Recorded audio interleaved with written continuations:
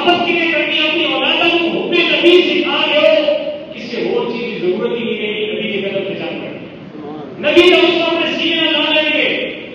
جب آپ ان کو حب نبی تم سکھائیں گے اپنے نبی کی محبت، پھر یہ کبھی بھی غلط رستوں کی طرف نہیں جائیں گے۔ کیوں؟ ان کے ذہن میں ہوگا بھائی جس نبی کے ساتھ ہم پیار کرتے ہیں یار وہ ویسے کام نہیں کرتے ہیں جیسے ہم کریں۔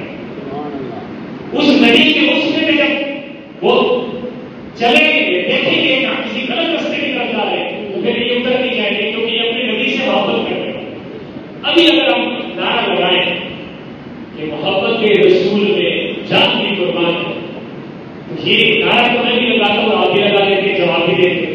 لیکن اگر محبت رسول میں کچھ وہ چیزیں چھوڑنی پڑے جو اللہ رسول نے بتائی ہے کہ چھوڑو ایک کو، تو پھر ان کو چھوڑنا چاہیے، تب یہ سچی محبت ہے۔ حضور نے بتایا اپنی اولادوں کو کیا سکھاؤ؟ بولے گا یقین محکم عمل پیغام محبت، اللہ نے بات کرتے رہے نے یہ کہا تھا یقین محکم عمل پیغام محبت کے بعد ہے آنا جہاد زندگانی میں یہی پردوں کی شمشیریں۔ آپ فرماتے ہیں کہ یہ تین چیزیں اگر دل میں ہونا، یقین محکم، اللہ کے پختہ یقین بھروسہ، کوئی کام چنگا ہوا اللہ نے بھلا کیا، جب کوئی بیماری آ گئی اللہ کی طرف رضا سب، بیماری آئی زندگی سے تمیز کا ملتا ہے کہ یہ دیکھی میرے دماغ میں بلے بلے نہیں، یقین محکم عمل پیغام، ان نہیں یہ میرے شہر والا پڑھنیاں کہ اللہ سارا کے ڈیزائن کر دیتے ہیں، نہیں، عمل پیغام سل عمل، یقین محکم عمل پیغام۔ اور تیسری چیز محبت بات ہے نبی پاک کی محبت اگر دل میں ہے تو فرماتے جہاد زندگانی میں یہی مردوں کی شمشیر کہ ترے چیزاں میں پڑے جیل موجود ہے نا، تسی کائنات وچ کسے کو شکست نہیں کھا سکتے، تسی ہی مانتے ہو گے کیونکہ تین چیزاں پڑے تو موجود ہیں۔ اللہ کے نبی نے بھی یہی فرمایا، آپ نے فرمایا کہ اگر تم چاہتے ہو کہ تمہاری اولادیں نہیں بنے تو حب نبی کو اپنے نبی کی محبت سکھاؤ، وہ حب اہل بیت ہی، اور نبی کی اہل بیت کی محبت سکھاؤ۔ اچھا یہ حدیث پڑھنے کے بعد کوئی بندہ اجتماعی ویسا نہ سوچے، مطلب کہ اس سے کوئی اور مطلب نکال لے کہ مولوی صاحب نے یہ بات کر دی ہے تو لہٰذا اس کا دوسرا مقصد یہ بنتا ہے۔ وہ بھائی کی سمجھا رہا ہوں، حدیث میں حضور نے فرمایا اگر آپ حضور سے زیادہ حکمت بھری بات کرنا چاہتے ہیں تو آپ کی مرضی ہے۔ حضور سے یہ جاننا سمجھ میں جو حکمت بھری دل نشین گفتگو فرمائی اس نے آپ نے دو مطلب ارشاد فرمایا اپنی اولادوں کو نبی کی محبت بھی سکھاؤ، نبی کی اہل بیت کی محبت بھی سکھاؤ، اور تلاوت القرآن اور قرآن کی تلاوت سکھاؤ۔ ان تین چیزوں کو اپنے بچوں کے دل میں ڈال دو، تمہارے بچے صحیح سے آپ مستقبل ہو جاتے ہیں۔ یہ ایک حقیقت بات ہے کہ ہمارے اندر ان چیز کی کمی ہے، اور میں مواد تو ہے بہت زیادہ تھا تو میں اپنی اختتام کی طرف آتا ہوں تاکہ آپ کا ٹائم بھی زیادہ نہ لے کہ اس پورے واقعے میں آج بیت کا کام جب دربار یزید میں پہنچا تو یزید نے پہلے تو لوگوں کو اعلان کر رکھا تھا کہ ہم نے باغیوں کو مارا۔ جب جمعہ کا دن ہوا اور لوگ اکٹھے ہوئے جامع مسجد میں تو اس دن امام زین العابدین کی مردوں میں سے پہنچ چکے تھے، تو آپ اسی لو لوہان کرتے کے ساتھ مسجد کے اندر داخل ہوئے اور آپ سیدھے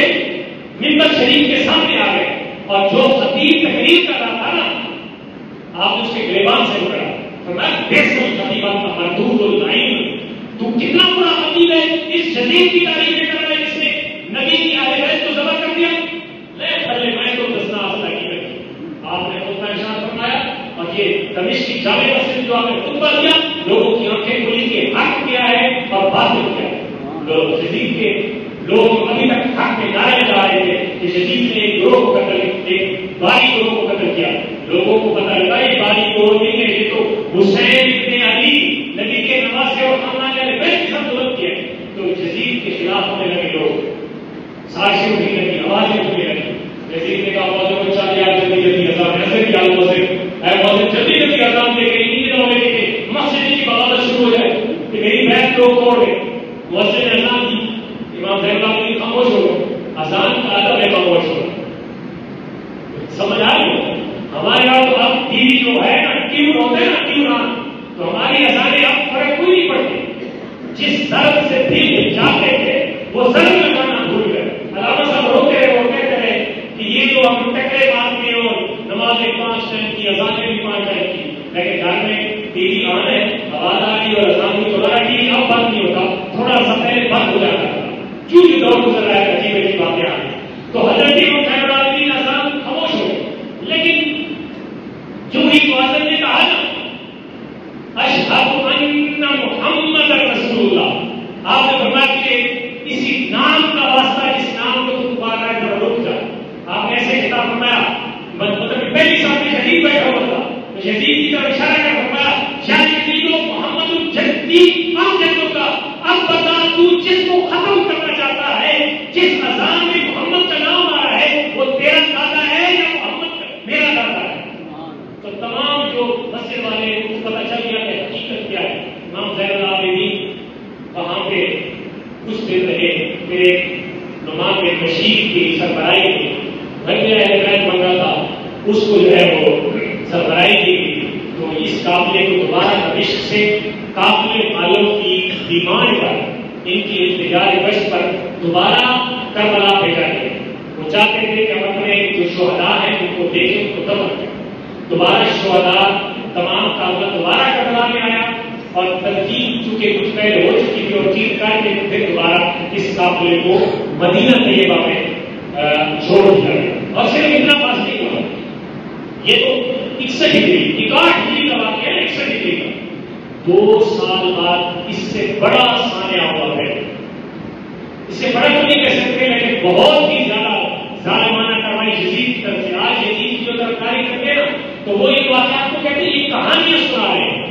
وہ اللہ کے بندے کہانیاں کیسے سنا رہے ہیں ہم لوگوں کو؟ ہم لوگوں کو بتا رہے ہیں کہ یزید کسی کی طرفداری کر جا رہے ہو اور اس کو مسلمان سچا ثابت کر، سچا پکا خلیفہ ثابت کرنے کی کوشش کر رہے ہو۔ اس نے تو جو 63 ہجری میں واقعہ ہررا کیا تھا مسجد نبی شریف میں، مدینہ والوں کے ساتھ اس نے سلوک کیا، جس میں 700 صحابہ کرام عبد الرحمن بن عوف جیسے صحابہ وہ شہید ہوئے تھے واقعہ ہررا میں، اور 700 صحابہ 10,000 تعمیر، اور اس کے علاوہ مسجد نبی شریف کی حرمت تھی، وہاں پہ گھوڑے 3 دن مدینہ کی گلیوں میں خون بہایا گیا، 3 دن، اور یہ 64 ہجری کا واقعہ ہے۔ اسی 64 ہجری کو پھر یزید نہیں اپنی موت مر جاتا ہے، اور پھر اس کا نام و نشان ختم ہو۔ تو دوست احباب، اس بیان کو سننے کے بعد میرا آخری جو کنکلوژن ہے وہ یہ کہ ہمارے سامنے حسین اور یزید یہ 2 شخصیتیں نہیں ہیں، ہمارے سامنے 2 کردار ہیں، ایک کا نام حسینیت ہے اور ایک کا نام یزیدیت ہے۔ سمجھ آ گئی؟ یہ آپ کی بات میں سمجھانا چاہ رہا ہوں، اللہ کرے آپ کے دل میں یہ بات اتر ہے۔ یہ 2 کردار ہیں اصل میں، اور ہر دور میں کردار ظالم اور مظلوم کی شکل میں آتے رہتے ہو، کائنات والوں کے لیے سبق ہوتے رہتے ہیں، لیکن میرے خیال میں کہ قیامت سے پہلے یہ آخری کردار تھا جو حسین اور یزید کی صورت میں سامنے تھا، اور اس سے پہلے فرعون اور موسیٰ جیسے کردار آتے رہے۔ تو حسینیت اور یزیدیت کی صورت میں 2 کردار ہمارے سامنے، حسینیت میں کیا ہے اور یزیدیت میں کیا ہے، یہ بندے اچھی طرح جانتے ہیں، بچے بھی، جوان بھی، بوڑھے بھی۔ حسینیت یہ ہے کہ آپ پہ تلواروں کی بارش ہو رہی، نیزے تان کے آپ کے اوپر دشمن کھڑا ہوا ہو، لیکن رب کا سجدہ آپ کو نہ بھولے، یہ حسینیت۔ اور یزیدیت کیا ہے؟ آپ بدمست ہاتھی کی طرح، نہ آپ کو نماز کا وقت کا پتہ، شراب نوشی میں چلے جائیں، فسق و فجور میں چلے جائیں، محرمات کی حدود کی پامالی کرتے جائیں، اور پھر اسلام کے چہرے کو بگاڑنے میں آپ کا جو کردار ہے اس کو اپنا اسلام کے چہرے کو بگاڑتے چلے جائیں، یہ یزیدی ہے۔ آج میرا دوست ضرورت اس عمل کی ہے کہ ہم حسین کے ساتھ حسینیت کو بھی زندہ کرنے میں اپنا کردار ادا کریں، انصاف قائم کریں، جو ہمیں مجسر ہے جتنا اس کو قائم رکھیں، اور حسین مشن پہ ہم اپنے آپ کو قربان رکھیں گے تو ہماری نسلیں بھی حسین مشن پہ چلنے کی کوشش کریں گی۔ اللہ تعالیٰ اس آستانے کو آباد و شان فرمائے۔ میں آخر اپنی گفتگو کا آخر اس بات پہ ختم کروں گا، الحمد قلوب الناس آئے، الحمد قلوب الناس آئے، کہ قرآن حسین کے حق میں ہے، شیطان یزید کا سختی سے قرآن حسین کے حق میں ہے۔ یہ اگر قرآن کو پڑھے نا، یہ قرآن کی تعلیم جو میرے بھائی علامہ ظہور صاحب جہاں پہ دے رہے ہیں، اور ان کے والد گرامی اور ان کے مطلب بزرگ فقیر احمد یار سرسی صاحب رحمۃ اللہ علیہ وہ دے رہے ہیں کہ قرآن کی تعلیم ہمیں کیا سکھاتی ہے؟ یہ ہمیں ادب سکھاتی ہے، ادب صحابہ کا، ادب اہل بیت کا، ادب نبیوں کا، ادب ولیوں کا. یہ ہماری پہچان ہے اہل سنت کی. ہمارے اندر ادب کود کود کے بھرا ہوا ہے، اسی ادب کے بل ہوتے